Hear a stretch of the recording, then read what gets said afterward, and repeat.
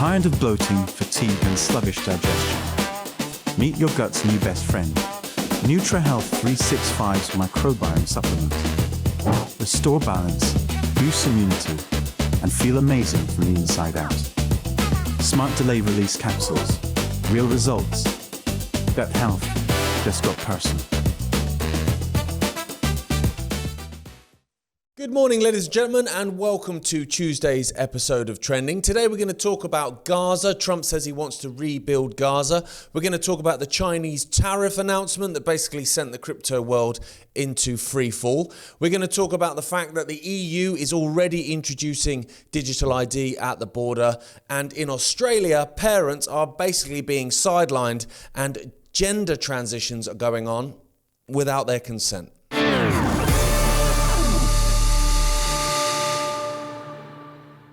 Good morning, everyone. Trending is brought to you in association, as always, with NutriHealth 365. The link is in the description below. Okay, we'll start today talking about Gaza. It's basically, ruling the news at the moment, of course, this peace deal that's apparently been brokered by Donald Trump.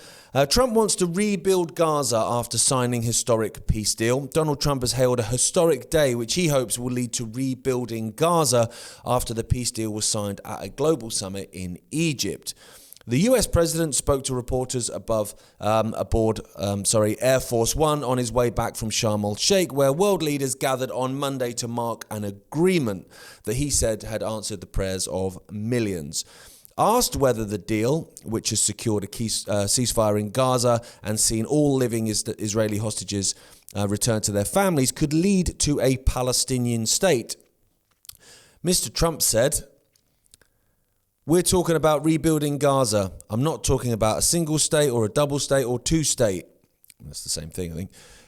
We're talking about the rebuilding of Gaza. So he dodges the question, of course, because they're not rebuilding Gaza for the Palestinians. They're rebuilding it for the Israelis. This is why this whole peace deal, this whole thing, has been brokered between Israel and Trump.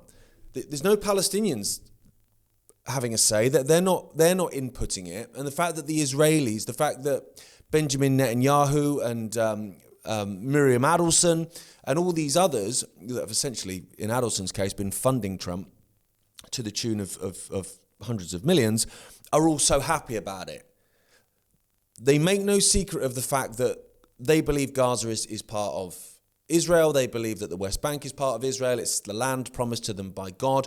Why would they be celebrating this unless they know what the deal really is?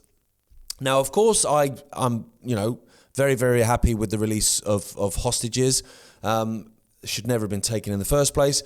And the returning of Palestinian hostages. Now, I know that they're referred to as prisoners because that's how the media uses language. So they're Israeli hostages, they're Palestinian prisoners. Well, not really, because, overwhelming number of these so-called Palestinian prisoners were essentially kidnapped by the IDF. A lot of them doctors working in hospitals, and then were put in in Israeli jails with no due process or anything like that. And we've seen what's happened to some of these so-called prisoners, including being sodomized to death. So I think it's only fair to say that hostages on both sides have been returned. And of course, that is amazing. And that's a good thing, and that's to be celebrated. But there's more to this, of course. The fact being, I think that, one, it was allowed to happen on October 7th. The Israeli government allowed it to happen for the end goal that they're, going to at least attempt to come to. But also, within a few days, the hostages could have all been released, but that wasn't accepted by the Israeli government. And then a year ago, another deal was agreed with Hamas to release all the hostages. And Benjamin Netanyahu's office said no to that as well. So let's sort of not pretend that they care about the hostages. Because one, they wouldn't have allowed them to be taken. They wouldn't have looked the other way and had stand-down orders, which they blatantly had. Two, they would have agreed to have them released a couple of days afterwards. And three, they certainly would have agreed to have them a year ago. Now, there was an Israeli hostage negotiator, was talking to Channel 4 actually, so it was mainstream media, which was surprising. And he was making the point that he had it agreed a year ago to release all the remaining hostages. Benjamin Netanyahu's office had no interest in stopping the war because they needed to destroy Gaza. They needed to level it. The reason for that is it provides the excuse to remove the Palestinians. Because let's have it right, ladies and gentlemen, that's the whole idea of all of this. It's to take over Gaza and have it as part of Israel. It's to take over and annex the West Bank, have that part of Israel, and then the expansion will then go further, into Lebanon. It already has in southern Lebanon, into Syria. It already has in Syria as well. Eventually, of course, they want Jordan, they want part of Saudi Arabia, they want part of Iraq, they want the Sinai up to the River Nile in Egypt, because that's the greater Israel. Now, these people make no bones about that, ladies and gentlemen. This isn't a conspiracy theory. IDF soldiers actually having the map of the greater Israel on their arm while they're fighting in Gaza.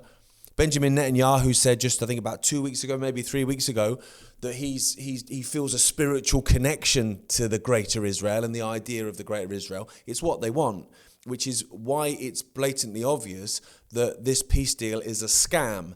Because if it wasn't a scam, they wouldn't be celebrating it. So what they've had to do is they've had to level Gaza. Now, Gaza was in pretty bad shape a year ago, but it wasn't completely leveled. So what that could have meant was when they released these hostages, these Palestinian hostages, and when they allowed others to come back from various areas of the Gaza Strip into northern Gaza, they would have had a house to go back to, or at least some of them would have had some kind of structures to go back to, basically. Now, if they had a structure to go back to, you wouldn't need to remove them to rebuild all the structures.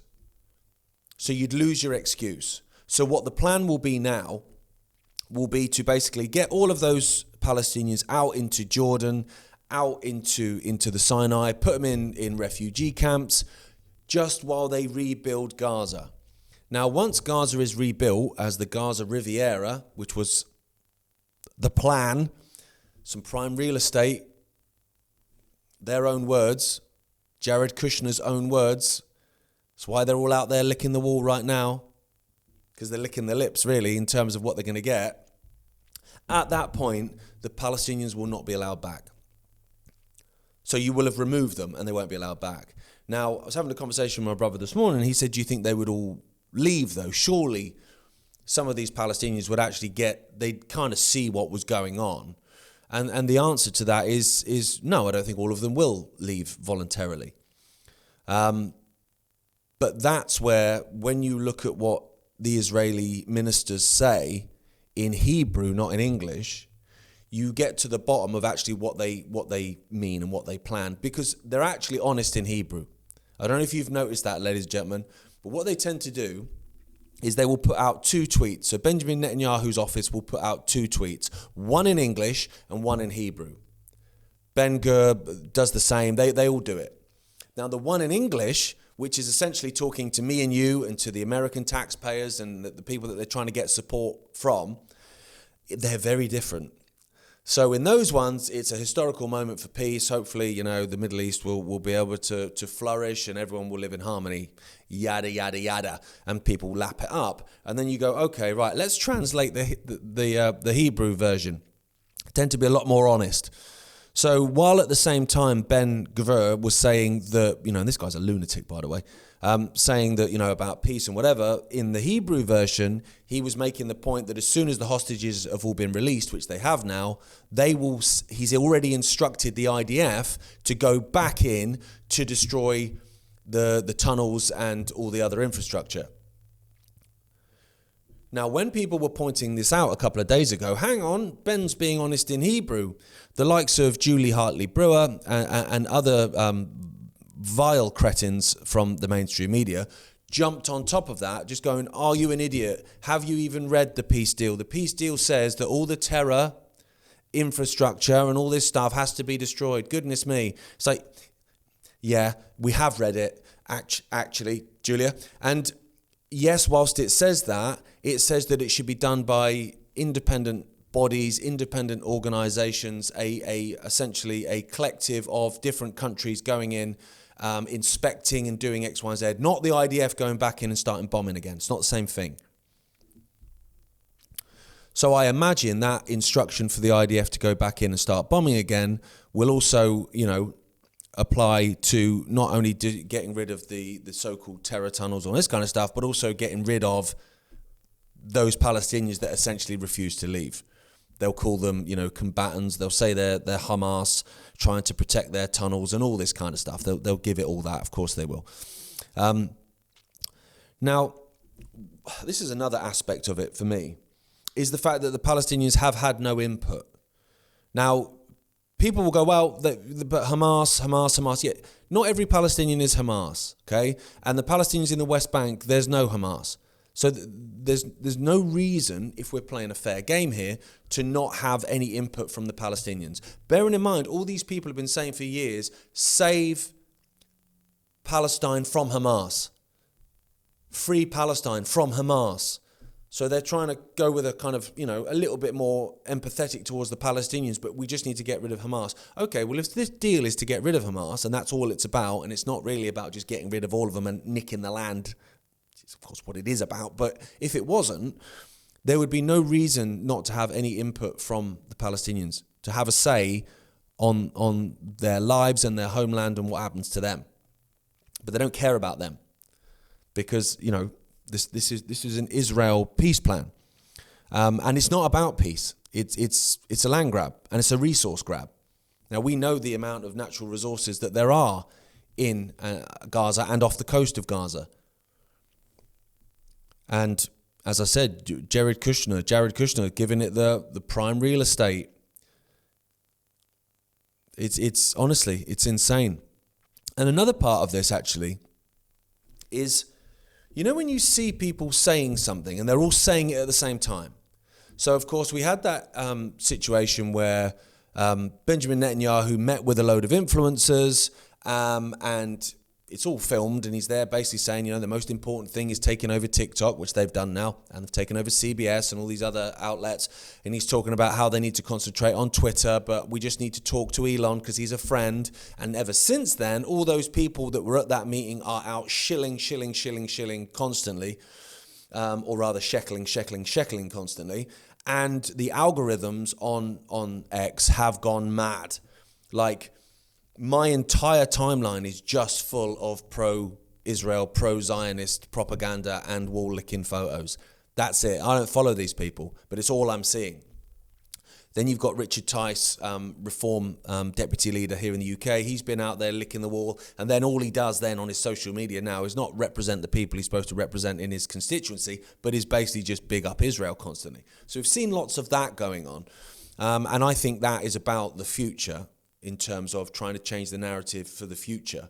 So trying to get us to, one, accept this is actually a peace deal and forget about everything that's happened over the last 2 years. And you've seen that a lot, actually, where they're saying, it's the same script. Bearing in mind it was revealed that $7,000 per post was being paid to these influencers. But the script is basically saying, why are people still protesting against Israel? Why are they still protesting for the Palestinians when this peace deal has been agreed? It's almost like it's not really about the Palestinians, it's about hatred of Jews and all this kind of stuff. They've cut and pasted the same thing, all of these people, across America and across the United Kingdom. And you're like, well, okay, one, it's not a peace deal, is it? It's not going to be, and we're going to see that come to play. But also, even if it was, even if this sealed the end of it, so we're supposed to forget about the hundreds of thousands of dead people. We're supposed to forget about the tens of thousands of dead children and orphaned children and mentally destroyed children. We're supposed to just forget about that then. So we're not supposed to go for justice then. It's like COVID all over again. Why are you still talking about COVID? Because there's never been any justice. So we just go back to normal now, do we? So when they're clearing all the rubble from Gaza to build their Riviera, and they're uncovering hundreds of thousands of more, body parts, we're just supposed to ignore that now because we've got this peace now, isn't it? So it's fine, just let it go. That's not how it works, mate. And if it was something that you cared about, you wouldn't let it go either. So the fact that you're all tweeting the same stuff at the same time makes me suspicious. Another thing that they keep saying at the same time is, and this is across America and across the UK, isn't it telling with this hostage release of Israeli hostages that there's no female hostages? All the female hostages have been killed. There are only male hostages being released. That tells you all you need to know about the Palestinians, savages, all this kind of stuff. Now, like I said, no hostages should have been taken. They should not have been allowed to have been taken, and they shouldn't have been desired to be taken. But the female hostages were already released in previous hostage exchanges. So why would you be then all repeating the same line about the fact that, look, Hamas didn't have any female hostages, they killed them all, they only kept the men alive, which is what we're seeing constantly from all your, Laura Loomers, all those usual divisive characters. And you can go, okay, well, given the benefit of the doubt then, maybe they didn't realise. Maybe they just looked at the fact that it was all the male hostages being released and there were no females, and they went, okay, they've killed all the females. Well, in which case, when you go back through their tweets, why can you find tweets of them celebrating the release of the female hostages?